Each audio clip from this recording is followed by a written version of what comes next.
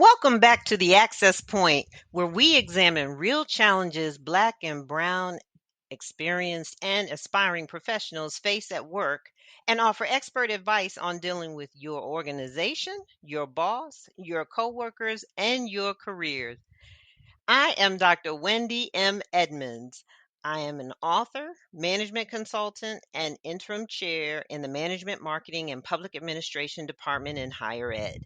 My area of research is toxic followership. That's right. Why do people follow bad people? And I am a workplace toxicologist helping you to dismantle the poison people bring to work. Now, I am not alone. I have my wonderful co host here today, Dr. Lonnie Morris. Dr. Lonnie, take it away. Thank you so much, Dr. Wendy. It is always exciting to be here with you. I love being in a space where there is a workplace toxologist. Is that what you called yourself today?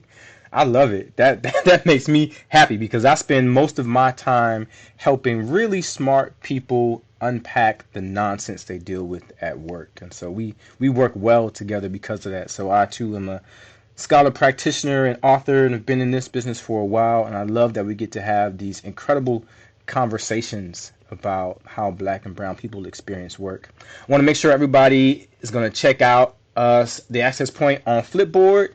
We started this. We heard you. We heard your crying. We saw your messages. We know you kept requesting. How can you see all the articles and readings that we reference here? So if you go to flipboard.com/the access point, you can get all the links to the articles we're going to talk about, not in just this episode, but all the episodes going forward. That's right. On the Access Point, we keep it real. So here's the disclaimer.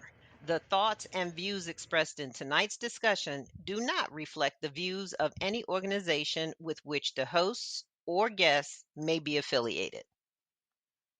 Let's roll. Woo, you just saved me. Thank you. I appreciate that. I'm excited because tonight we have a super guest, and this is a really special moment for me to have Dr. Rashida Govan with us. And she is an educator, scholar, activist, and writer who's worked for 25 years in education, policy advocacy, and youth development. Her research is an academic complement to the organizing efforts of Black and brown people in the pursuit of more just and well communities of color. She uses her research to amplify the power of marginalized people and to center their voices, experiences, and ideas to transform systems, institutions, and communities.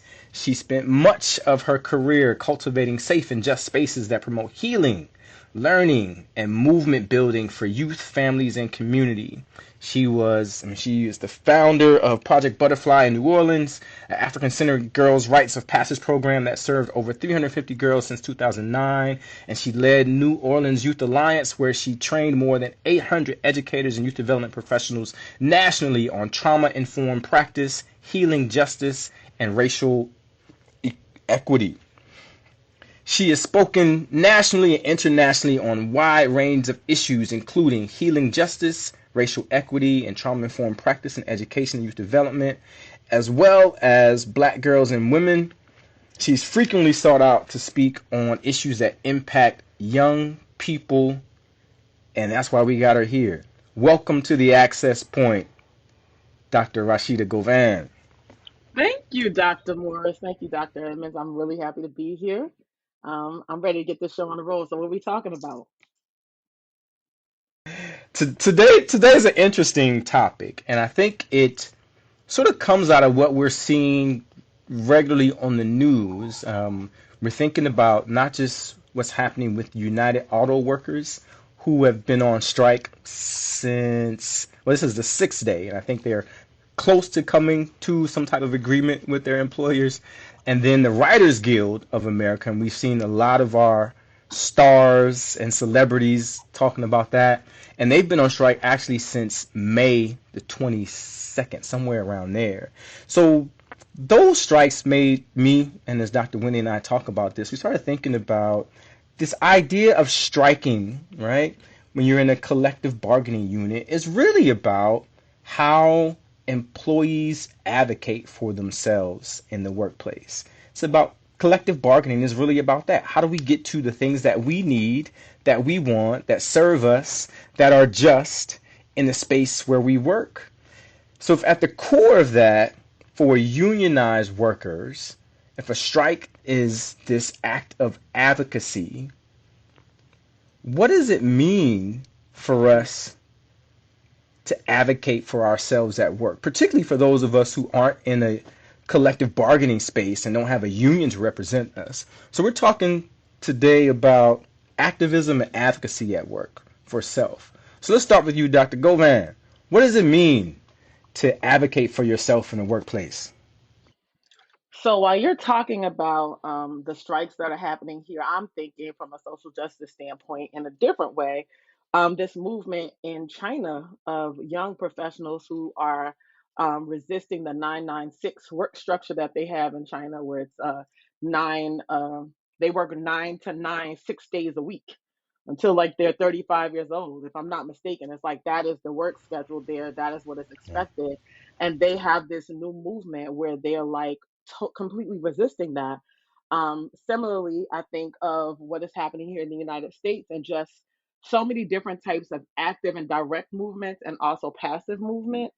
And I think so. So I think about the quiet quitting, that kind of phenomenon and all of that. And I'm like, Yeah. there's all these different ways that people show up. Like me and Lonnie talk, Lonnie says, I'm not going to the march, but I'm going to do these other things that count as activism. And so when I think about activism in the workplace, I think there's a lot of ways that that looks, but it essentially is, to me, the practice of pursuing the types of systems, the types of institutions in which we can be well and in which we can thrive. And so to me, that means centering the worker, and advocacy is always centering the advocacy and activism within that space, to me, typically centers the worker versus like what a company or an institution might do, which would be centering the product, the bottom line for that industry. And so workplace activism there are many iterations of that, but ultimately is like centering the worker within a space, and they are consistently pursuing a workspace in which they can thrive and be well. That could be kind of challenging, of course, when we think about the people of color in the workspace, right? What does that look like in centering yourself? Quiet quitting, as we call it, could be detrimental, even if it's for the right purpose, like working those ridiculous hours, which is also the reason why they are experiencing a high rate of suicide over in China as a result of the working conditions. But we think about how um, black and brown workers have to adapt, right, in the workspace. What does that mean as far as you having to give up something, right? So it's a balancing act. You're constantly engaged in this balancing act and thinking and contemplating on how do I advocate for myself, and bring my authentic self to work? How much of that do I shed to adapt so that it's at least palatable for the people that I'm working around when I'm watching all of my counterparts come and be who they are and get rewarded for it. Mm, I have some thoughts because I think the conversation starts like one step before that, which is for Black and Brown people, what types of institutions and organizations are you choosing to work in? Because for me, there you my go. values say that I only want to be in a place where I can be valued, where my contributions are respected, where I'm compensated accordingly. Now, that's not to say I have not been in spaces where that is not the case, but what I will say is the cost of operating in those spaces might be, you might benefit financially, but ultimately, the toll that operating in spaces where you have to do that kind of mental negotiating in order to be a part of it, it's gonna take a toll on you mentally and physically. And so I think like we are in a space now where there's a generation of folks in the workplace who are saying, well, maybe it's not worth it. Maybe it's not worth it to be there. And I think it is like an important um, it is a really significant strength of this generation that I absolutely admire, and that I think that a lot of older Black and Brown people in the workforce could benefit from considering, because we don't take risks sometimes out of fear, because we have bills and people that are relying on us. But that suggests that we're playing from a deficit, as if our presence in those spaces is not an asset. And so I think that, yeah, we do have to negotiate in a lot of ways, but you gotta first decide, like, is that even a priority for you? Are you comfortable with operating in a space where you have to play fake every day?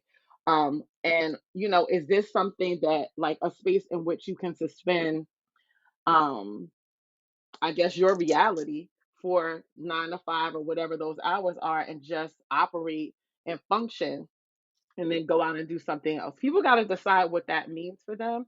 But I think, as I said, the conversation starts even before you're in it. It's like, what are you choosing for yourself? And here's why I love that, because I just saw something in New York Post. Was it yesterday or yesterday morning or today about Gen Z? We talk about Gen Z a lot on the Access Point, and there's a piece about Gen Z workers revealing all the wild reasons they've rejected job offers. And when I read it, I thought, this is a values decision, right? Rashida, it's about values. And they say, hey, I've turned down offers when people told me I did not have an opportunity to meet with whoever would be my direct supervisor so I can get a vibe check. How do I vibe with this person when I sit around and talk to them? Do I feel it? Right? We know we're big on energy, right? And one of the people interviewed said, "Well, I want to know if they got a cleaning staff, because I don't want to be responsible for cleaning up around the office. I don't want that to be put on me. That's not my responsibility. That's not in the other duties as assigned."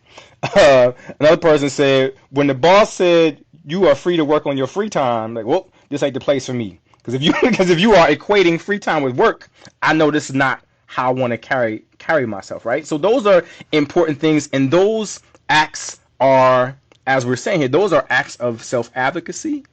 Those decisions are about advocating for yourself and about activism in the space. I want to I want to pose this question in addition to that, right? So, what happens when we get to the intersection of what we're talking about here, that is advocacy and activism? And I'll tell you why I raise it that way. I was looking at the 2023 annual report on Black American workers, which comes out from, it's a series of reports they do from this group called Inclusion at Work. And there are multiple partners, like the Urban League of San Francisco was one of the partners. But there are a list of stats they give you, right? So that 54% of black workers feel they have more disadvantages than other groups at work. 27% of black workers have considered a lawsuit because of how they were treated. That young black workers between the ages of 18 and 29 feel improving the racial climate at work by 50% is equipped is worth as much to them as a 14% pay increase. Woo. That for black American workers, race relations, when they're asked, is at the top of concerns for them after the economy and healthcare. But when you compare that when white workers are asked the same thing, race relations is dead last after the economy, after healthcare, after the environment, after foreign policy, after terrorism, after education, after immigration, then comes race. But here's the weird thing. When you look at all that, they say, but young black people at work are optimistic because they still see a lot of DEI investment and a lot of DEI talk. However, they are equally pessimistic because of the trauma they've experienced and the constant attacks on social and political justice for black Americans, right? So we are at this weird space where our advocacy is rising, our activism is rising, but it's still not right, right? The vibe check still isn't there. What's happening there? Rashida, you want to start us off? I mean, what's happening is, like, you get the benefit of youth, right? The optimism is still there because, I mean, not saying that they haven't experienced trauma, because my God, the COVID pandemic, the year of reckoning, all of those things, they have experienced so much trauma. as a And generation. But still I, experiencing it. Mm. yeah, I mean, I still think their response, though, in each of those spaces, the way that they have resisted, the creative ways that they do that, their entrepreneurship, the social entrepreneurship, all of these other things that their creative outlets give a lot of room for optimism. So, like, because I work with young people, I have a lot of optimism around what is possible. So I think that optimism is something I pray that they're able to hold on to, but certainly they are also clear about what the climate is talking about, like what it they're feeling that climate. And I feel really frustrated that they have inherited this. I feel very frustrated that they have Yeah. inherited this, because I do think there maybe was a period where I felt like there was greater civility. But we have taken a And real, then, and yeah, then, the Yeah. turn, it was almost like folks were waiting for the opportunity to return to nonsense behavior. They were like eager to Mm. return. They just needed a small excuse, and somebody gave it to them. First of all, a black Mm. president really inflamed them, right? They were very bothered by that. And I love that he was so charismatic, like above board, not going to respond to that stuff, but at the same time, um, like a lot of us were trying to show up in this way, I think, but then there's like this undercurrent of like, yo, I'm tired of being treated that way, right? Like I'm tired of Yeah. this kind of climate. And so I think what you're seeing now is young people who are tired of this climate do think that they have value and are willing to resist. They're optimistic because they have seen gains made, but they're also like keenly aware of how hard the opposition is going to dismantle any progress that has been made, and then some. So and when we also think about what the experience is, they're referring to it as the emotional tax, right? The heightened feeling of being different in the workspace. And that actually takes a toll on the health long term. But what we know is that what is one of the number one characteristics of an entrepreneur is a risk taker. And what we are seeing Yeah. with Gen Z is that it is, I will take this risk. I will be different because I am showing up. Those days of, working twice as hard, we are realizing, and like you said, they have inherited this. That's not even something that we want to share with them because it isn't true. It doesn't work. They see what that working harder does for them. There's no return on that, and they're not going to make that investment. And I love the fact that they have their energy and they're going to spend it somewhere else doing different things and building using the workspace for something more than just going to work and getting a paycheck. So when they are We looking, tired of that. yeah. So if you look at the workplace as how do I use this to advance my next move? That's how you bring value. And you also are taking it as a learning experience, right? You are going to go ahead and get everything that you can for your next run, which is why we see more of the, companies were the ones that benefited from the employment at will. And now we're seeing Yeah. more and more of that. Yeah. Honestly, I just had an experience that I think the person that left wrote the text message or email from their car. I mean, it was, it was I'm not coming in. My listen. stomach hurt when I was in this parking lot. I'm over it. Yes, yes. So when you are not treated well, these are the symptoms that show up in our employees as well. I'm sorry. When you said my stomach hurts, it is so funny because I know that y'all have had that experience. You drive to work, you done left your house, you may be a little anxious, you're a little irritated, but you're like, I gotta go. As you get closer and closer, the stomach start twisting and turning. And you It's like, real. listen, when you get to that, baby, it's time to go. Let your body be the messenger for you. It's time to go. And if you got that job, you can get another. Let me just drop a little word of advice. Whew. So on that strength of I'm so serious. That I brought back some remember memories. it did, but there was this lesson that I learned that I think Gen Zs they get it, right? What do you call them? Gen Zers? I'm gonna just Yeah. call them Hmm. these young heads. They get it, right? I I remember when I came out of my doctoral program, I had a job. I was really like in the job for a community. I wasn't getting paid a lot. It was hella thankless. Like the benefits was crap. It was just terrible.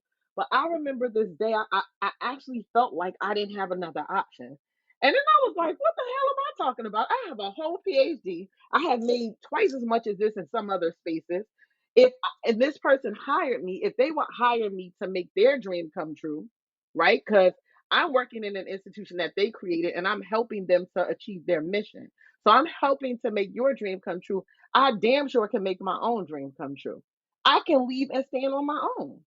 It was just an important message because I want folks that are working in a variety of spaces to understand your value.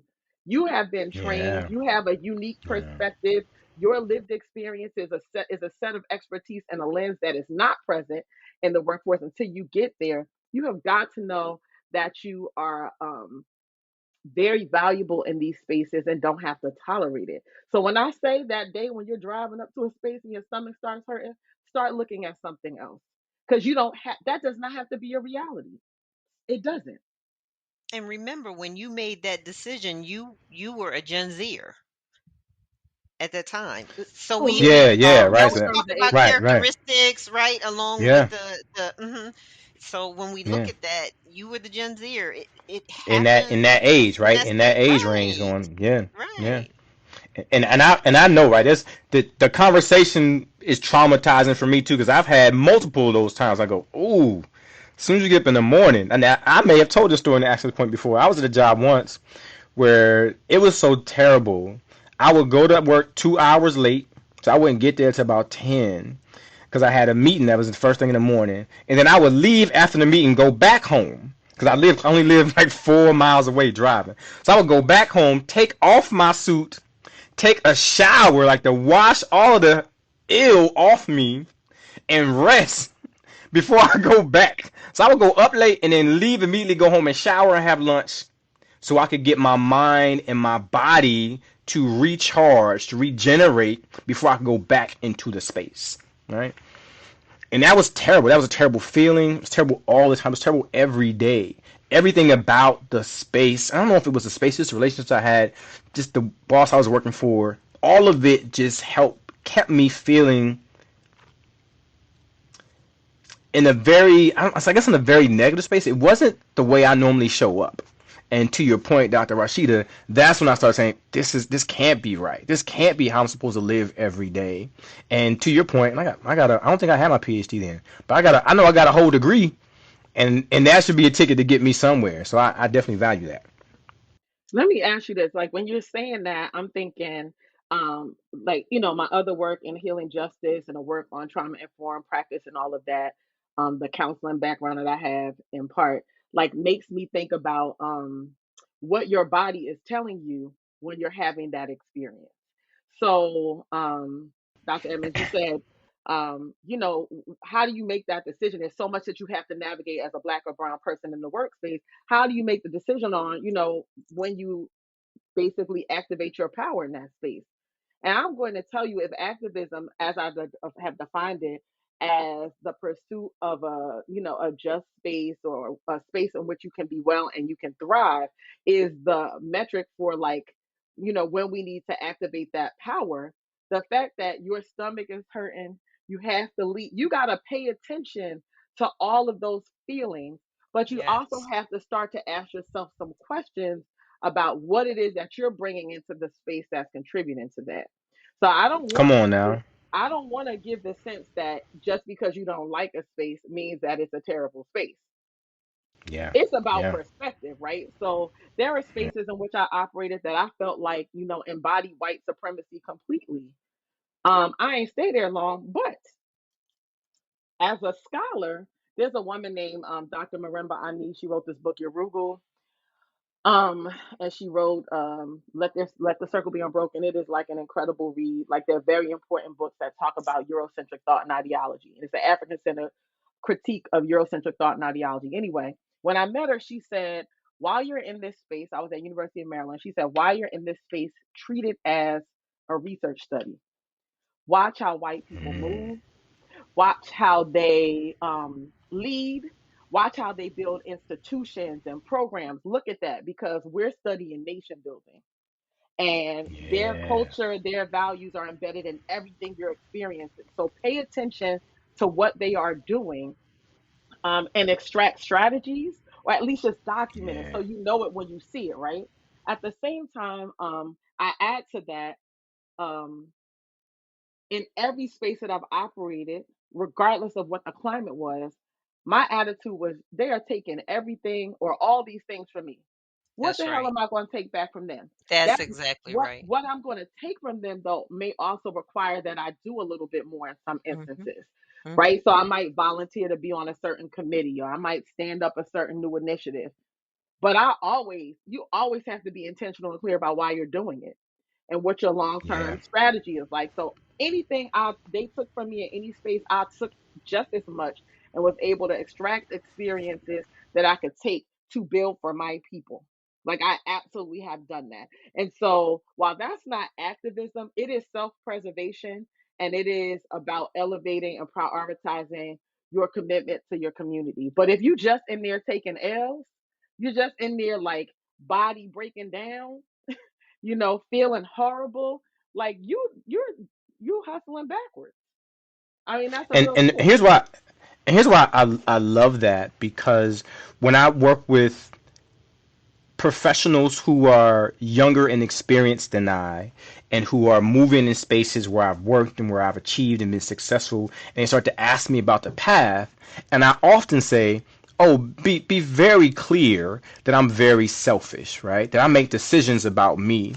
And it's facetious in a way, but it's about what you're talking about, Dr. Rashid, is that I am very strategic in how I move, and I think about the connections, I think about the network, I think about how this elevates the platform, what does this connect me to, that's the next resource that I need, and I'm always making sure that the organization with in which I'm working or for whom I'm working or how I'm moving in that space, that there is value for me being a representative of that space there, but I'm always looking at the connection, right? I've got a plan to, and both of you know this, I've got a plan to do lots of work in the Caribbean. So I start to build in each organization, how do I connect what this institution, what this organization is doing in this space on this island to the work that I'm doing. So while I laughingly say it's selfish, it is far more strategic about what am I giving? Sure. What am I getting from what I'm giving, right? What is the return on the investment that I'm making?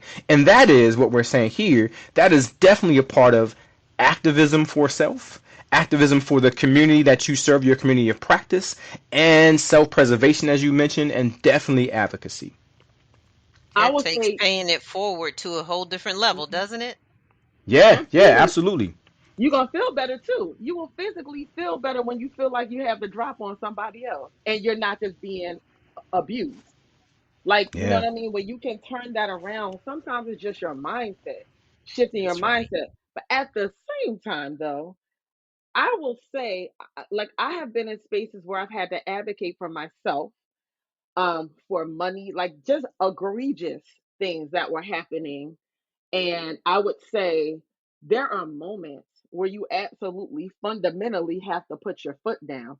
Anything around your compensation, put your damn foot down. Put your foot down. Look for patterns. If there are patterns, so I think I just saw something with Google. They have these big DEI initiatives and all of that. They have put out some research. If I'm not mistaken, I got to find this article where they were saying that women were making more than men in a particular, they said women were making more than men in the organization. However, it really represented just one department, and it was like required, it was almost like a commission kind of thing. So they were doing more than the men, so that's why they were making more. But Yeah. in every other Yeah. department they were not making. as much money. So like there was this achievement that they were kind of promoting was false. Black people were still making less in the organization. Of And I course. say when you Yep. see those patterns surface, when Hmm. something like that gets leaked, and so if activism might be this passive thing where you might have access to this information, you yourself may not be the one impacted. Drop that leak, baby. Let it out. Let it go. Like you gotta find the ways to do these things. Hopefully it won't walk back to you, but sometimes you got to be willing to say deuces. But if you're doing all the things that Lonnie and I just talked about in terms of being strategic about the relationships you're building, the skills you're cultivating while you're there, you could pivot in a minute. Yeah. Because Yeah. injustice in a space, if you are just passive about it, and we've been there, I think if you're a black or brown person and you have like a heart for justice, then you inevitably will come across other black and brown people who are totally about self-preservation and will watch your ass drown just to Mm. make less than Talk everybody about it. else.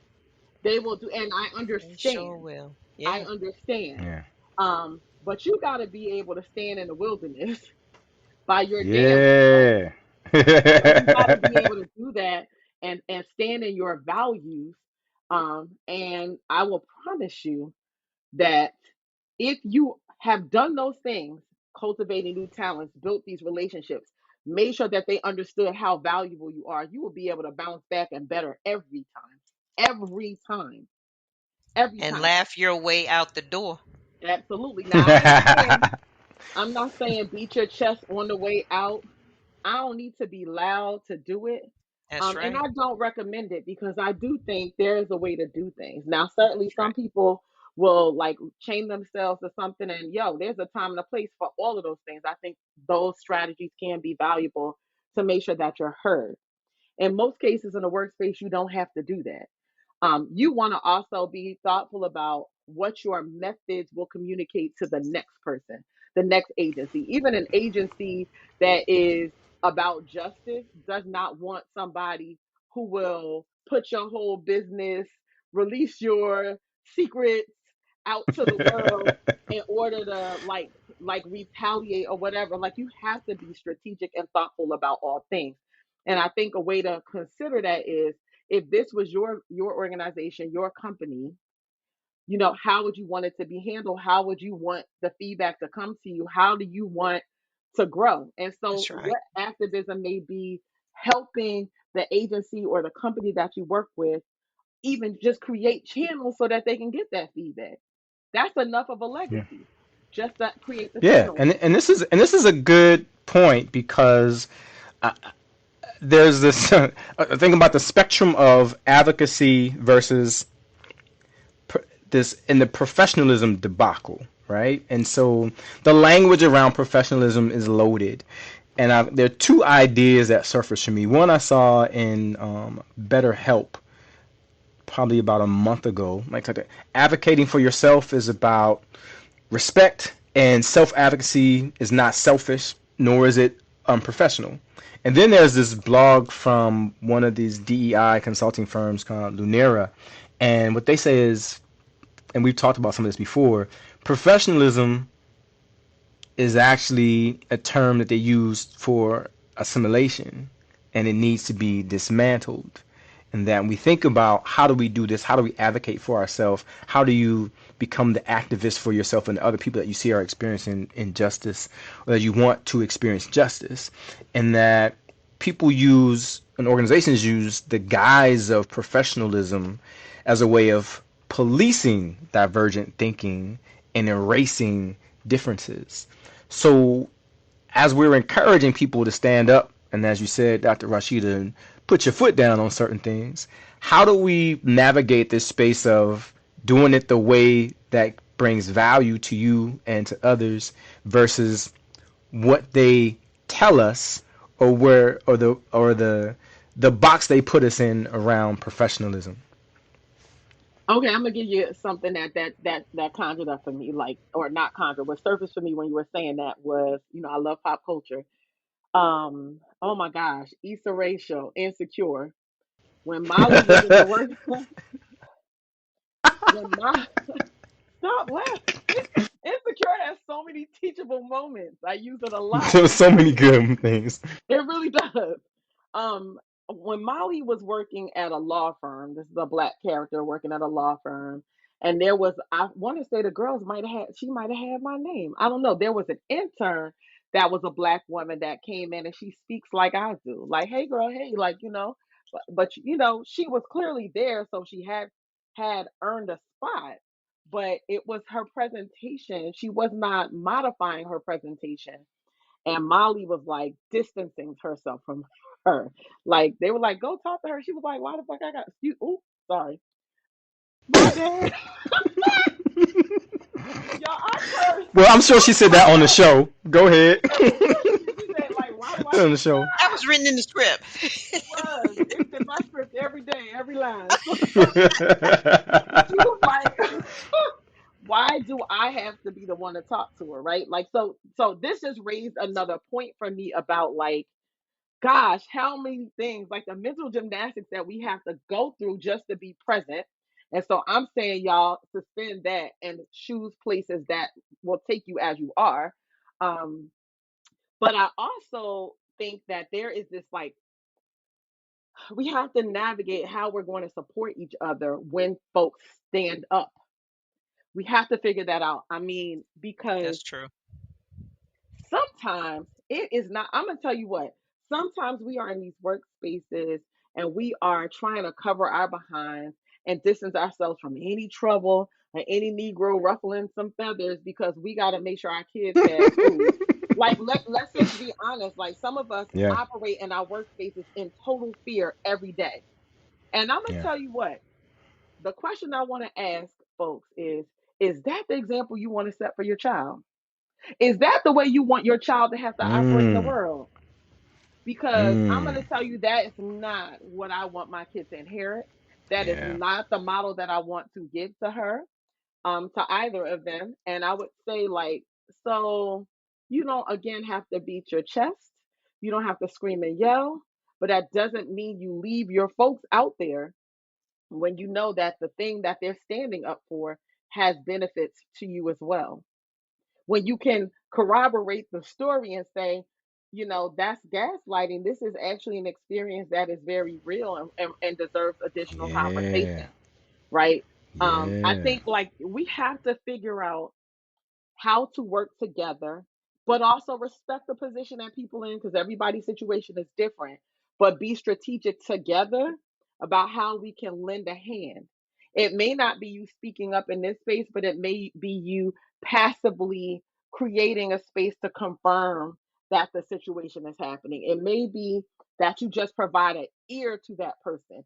It may be an anonymous kind of thing. You got to figure out what you're willing to risk, but y'all, we gotta stop leaving each other out there because it does not pay for us internally. It doesn't pay in terms of example we're setting for our children.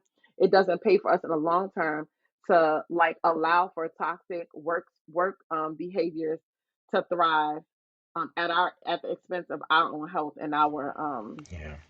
values.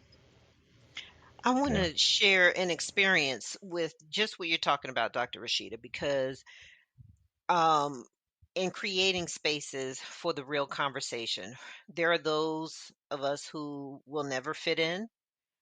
It doesn't mean that anything about us is wrong. It could just be different and not acceptable to our counterparts, but it doesn't make it wrong. But we create these spaces for us to come together and not because a lot of times we can strategically be put in situations where we're pit against each other, right? In those spaces, especially when it comes to promotions and there's only room for one, right? They're meeting their DEI requirement. There's only one, and they will Yeah. strategically do things to pit you against each other. So one of my experiences is that uh, I was in marketing and had a lot of trade shows to do, and I would invite one of the evenings to in my hotel room to do a pajama party, and it meant that we wore our pajamas, we ordered food, and we sat around and talked. And it was everyone from executive level, people of color, black and brown women of color, right? Right down to the receptionist, whoever that was. And at first, some of those who were executive management did not want to associate, didn't want thought it might be a little Hmm. ghetto girl kind of talk. I don't want to be They thought it was associated gonna with be that. insecure. Right. But then when I told them that you'd be surprised how many of them have your back in certain situations. Come on now. The very reason why you don't want to come, you need to not do that, because you need to hear the stories of what they hear in the back rooms and how they have your back, right? Let's do that one more time. And so I began to have those conversations. What it brought was a level of respect among Black women for each other, because we heard things and shared things, and it was just like Vegas. Whatever is shared in this room, don't leave this Yeah. room. This is for us Yeah. to heal. This is for us to have these conversations, to get to know each other. Because on the job, I only know you at your desk. I only know what I hear about you in meetings. I only know what you didn't do. I feel like you set me up. But when you get to the nitty gritty, and you're eating the chicken off the bones, and you're throwing the bones away, and you're sharing the Well, I chips don't and I don't dip. do that. Just on a note. Me as a vegan. Okay. So the truth is, those stories that come out help you to get to know people. So when things arise, it's nothing other than we're going to have each other's back. So it really built camaraderie. I love that. That's an amazing story and so significant. It reminds me of when I was an executive and the other black people would always refer to me as Vice President Morris, right? It Lonnie in the space wasn't as significant as there's one of us at that level, and they always referred to me with each other and to me specifically as Vice President Morris, right? That was it. We gotta the title has to be there because that's the respect, and you represent all of us That's in this right. ascension. So that That's was right. really really important. So I get that. I love that. I want to ask you both a question, and this is sort of this one comes from some research, right? So this comes out of there's a journal called Working Organizations, and they did a symposium earlier this year on exploring the sustainability of employee and labor activism. So they categorize what scholars are thinking and writing about right now into four broad areas. And so the first area is history. So it's about assessing the political obstacles and opportunities for action. The second is about intersectionality. So assessing the prospects for realizing labor solidarity with a wide range of configurations of multiple social identities. And we talk about that a lot. The third is about worker agency. So the biographical, interpersonal, and microstructural factors that enable or thwart activism at work. And the last one's about hierarchy, realizing labor solidarity by dismantling social hierarchies that marginalize and divide workers, right? History, intersectionality, worker agency, and hierarchy. My question to you both, beautiful brown scholarly sisters, is where should we channel our energy? What's our priority of those four? Or is it something else? Listen, as you were saying that, I'm sitting here like, bam, so check it. When I heard that, no, seriously, I'm like, this is important because I don't think you can separate it. I don't think you can say choose one over the other. I think this is Yeah. the continuum of considerations that have to be made in any activism kind of pursuit. And I want to talk about a situation where I was working at an institution. I had two other colleagues that were at my same level in a different part of the institution, and they were graded, the grade of the job was two steps higher than where I was.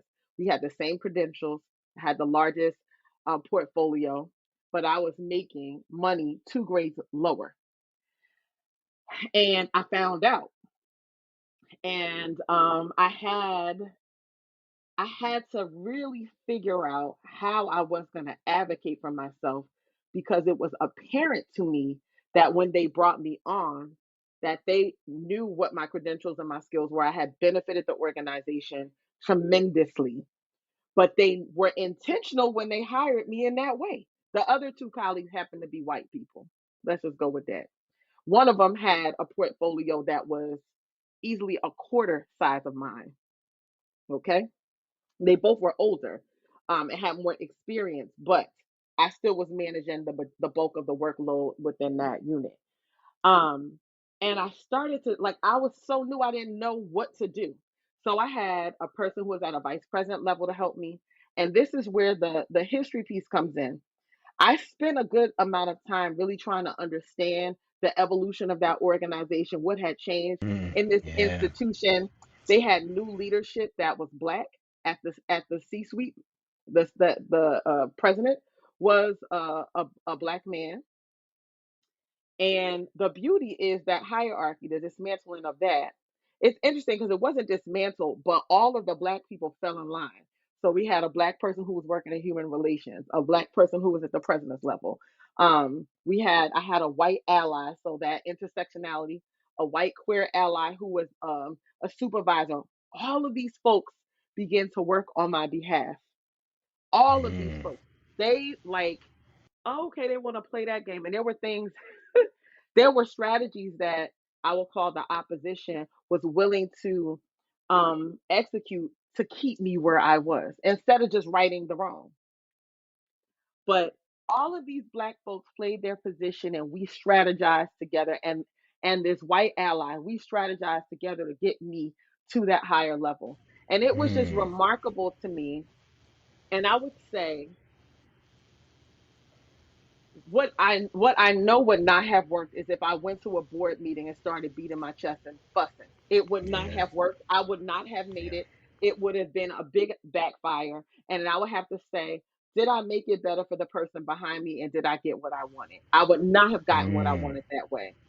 But I had to use the relationships and alliances that I had to strategically pursue what I deserve to have.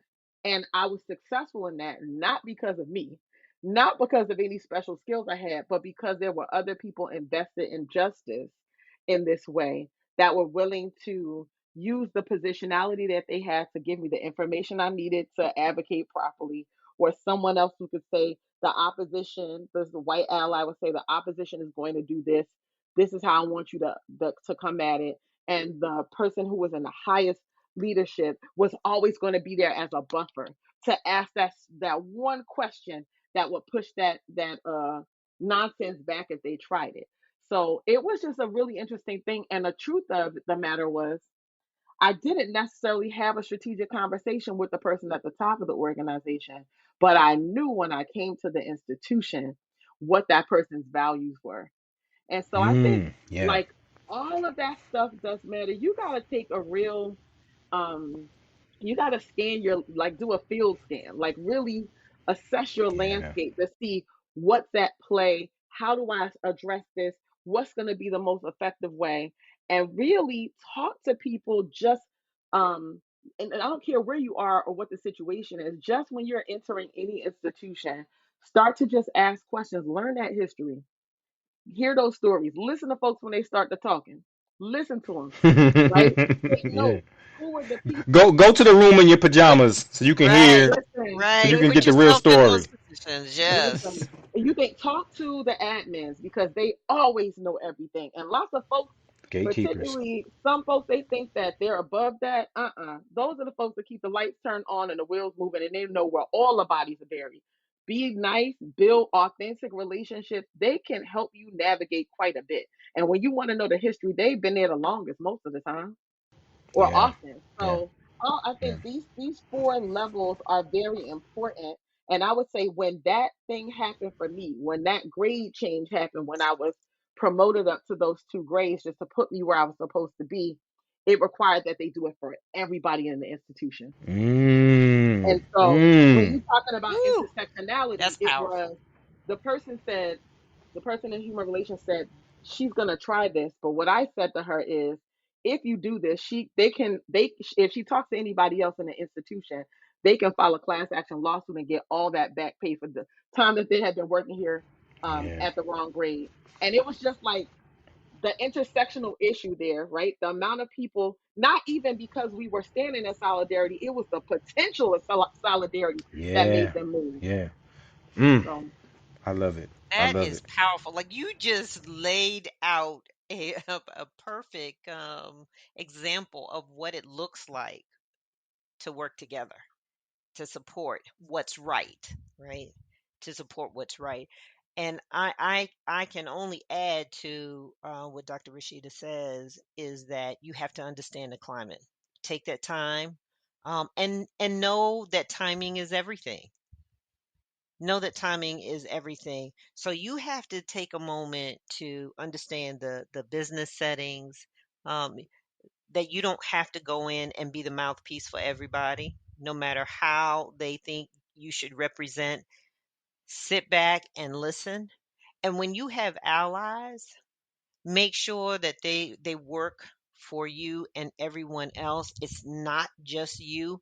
But when you go in and you are Yeah. authentic, they know what they're dealing with because they also are taking a risk. But they will Yeah. take a Yeah. risk as long as they know who they're dealing with. And so Yeah. that's the time to bring your real self in the room. That's the time to be honest and confront this. I love that. I love that. So our producer loves when I bring up these lists because I read stuff that and they always there's always a list of things to do. So he loves me bring up lists here. So here's my final question for us. And this it's a list, right? So I guess the ultimate question is, so what does this look like for black and brown people in action? And here's why. There's a piece that came out a few weeks ago, LinkedIn, in their career path planning, and it's how to advocate for yourself in the workplace. And here are the 6 things they have, right? Know your value, communicate effectively, build relationships, document your achievements, ask for what you want, celebrate your success. My question to you, and Dr. Wendy, will start with you. What else do we need on this list? What else do we need for black and brown people? For black and brown people, go in self assured, competent. There's no question. There's no question about what you know. You understand that. And so while we hear about the imposter syndrome that happens at home, cry in your bathtub, as someone told me, but when you show up at work, come with competence. I love it. Dr. Rashida. operate with integrity. I just think like I can't stress that enough because you could execute all of these things, but the moment that you act outside of integrity, you jeopardize every relationship, you compromise your Everything. value in a space, your success Everything. falls second to whatever the thing is that you did that crossed the line. Operate with integrity at all times. Some people would think that's perfectionism. I don't. I think like if you have some decency about you, operating with integrity should not be a challenge at all. But yeah, I operate with integrity at all times. I think that is chief. And I love that. So, and there's, I saw something in, gosh, what is it? The University of British Columbia magazine, and they categorize it like this. They use the CAR method. C for capture your learnings and contributions by, I'm sorry, C is for challenges. What are the challenges that you faced? The actions, the A in CAR. What are the actions that you took? So what work did you do around it? And the R, what are the results, right? What was the impact of that work? And I think that comes from what you discussed, Dr. Wendy, with the competence and the confidence. And then it's wrapped up in this bowl of integrity, Dr. Rashida. That's how we do, right? Lean into those uncomfortable times, and do it the right way. So when we think about all the things we discussed today on the spectrum of self-advocacy and activism at work, here's what we come up with. For employees, I love this because we talk about quiet quitting on this show so much, that quiet quitting is self-advocacy, right? Some new language around it, but it is also about standing up for yourself and placing some boundaries around how you work and what you're willing to do and not do. Question: are you aligning your values with your workplace decisions? And that decision might be even about where you work, right? And there's some things in this space that are misaligned with how you want to operate in the world. I love this one too. Social entrepreneurship is advocacy. Changing the world outside of work is still about taking your power. Your lens and expertise is not present until you get there. Dr. Rashida, you highlighted that for us. You bring something valuable to every space in which you show up, and keep that in mind. Activism, as we define it in our conversation, is about the pursuit of just space where you can thrive and be well. And that's what we want you to consider in all of these things that we're talking about. You are also not off the hook as an employee. If the space is toxic, think about what are you bringing there? How are you contributing to this space where you can't operate and function in a good manner? Are you extracting strategy from all the work activities that you do? Organizations take a lot, but they can also give a lot. And so it's your responsibility to figure out how to navigate that. And that navigation and that mastery and that competence is part of your own activism for self and advocacy for self. Know when to put your foot down. Sometimes we struggle with that. We get to, like Dr. Wendy said, you get to the parking lot and you send a text. I had enough, right? This is the end. Identify the patterns in your work organization. Are you recognizing when things are aligned well and when things are a little off? Remember that your advocacy is also your legacy. How you approach it can impact others that might be your coworkers, that might be downstream, people that you supervise, and also people that succeed you in your role. And Dr. Rashida gave us an incredible example of how that worked out. Competence, confidence, integrity, and self-assurance will get you everything. For leaders and supervisors, remember that self-advocacy requires employees to balance lots of things.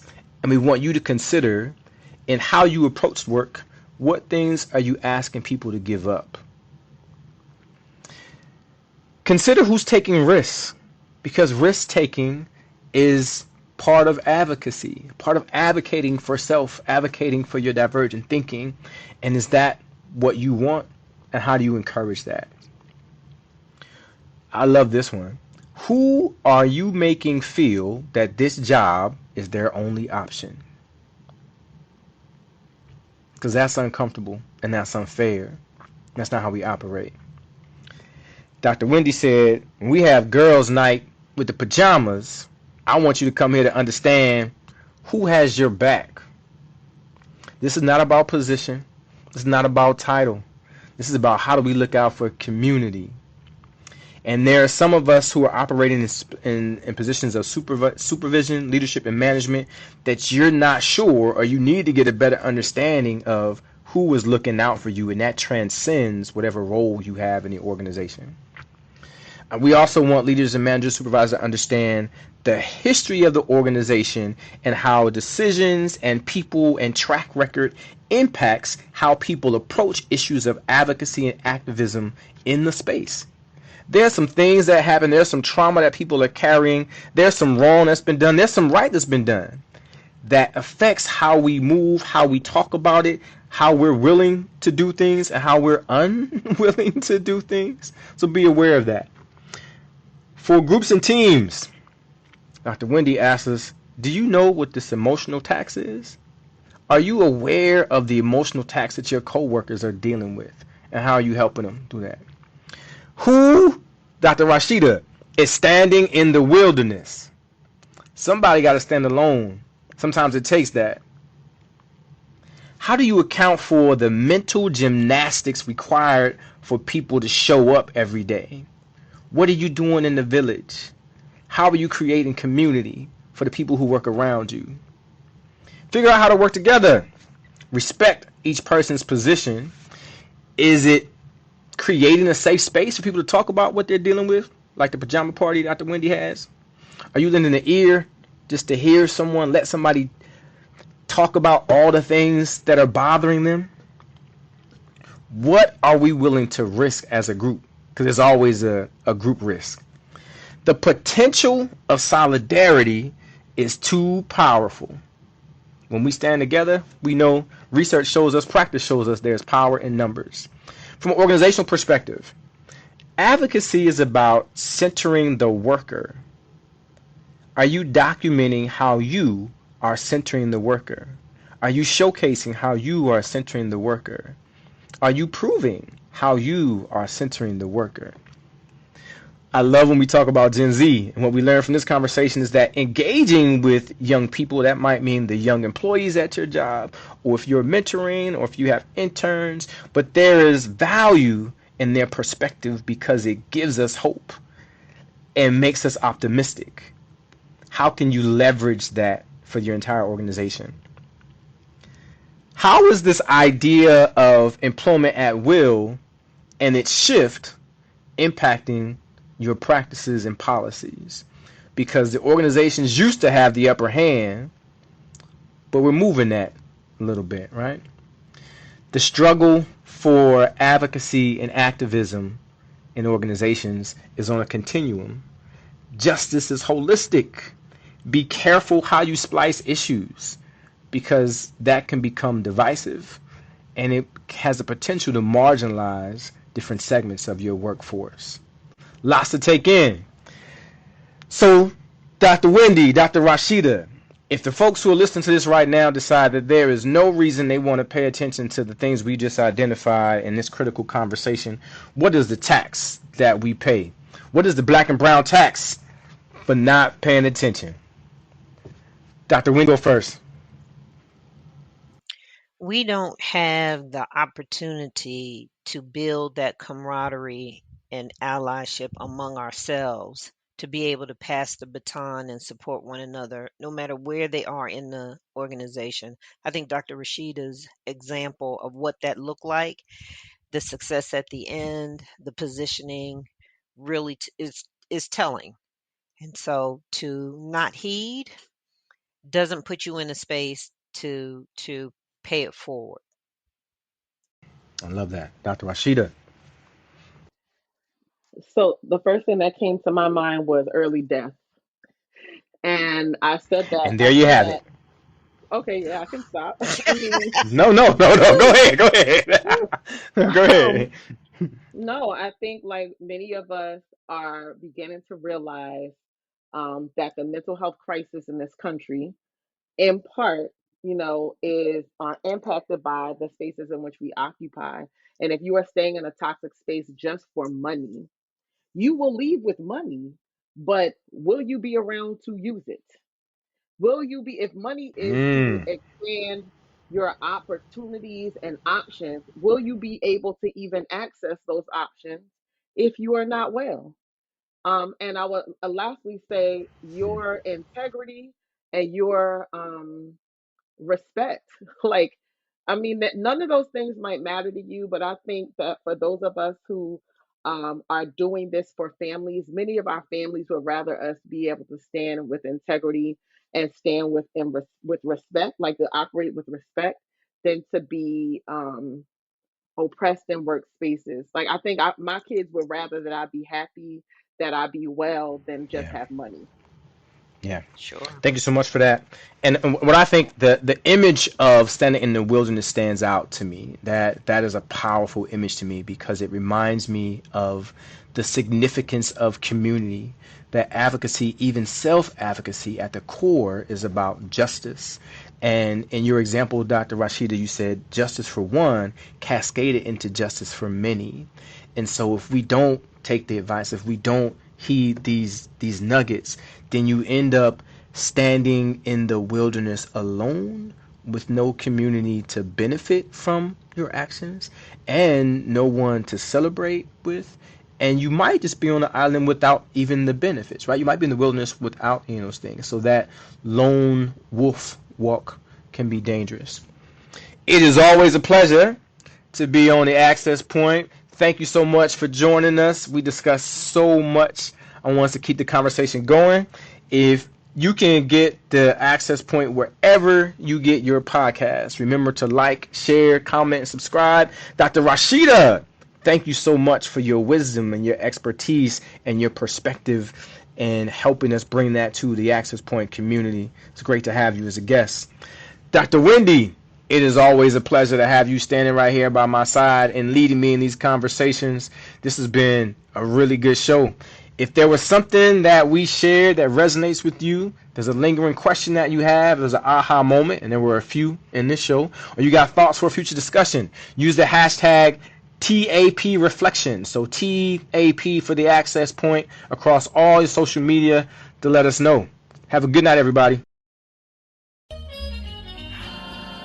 Living Corporate is a podcast by Living Corporate LLC. Our logo was designed by David Dawkins. Our theme music was produced by Ken Brown. Additional music production by Antoine Franklin for Musical Elevation. Post-production is handled by Jeremy Jackson. Got a topic suggestion? Email us at livingcorporatepodcast@gmail.com.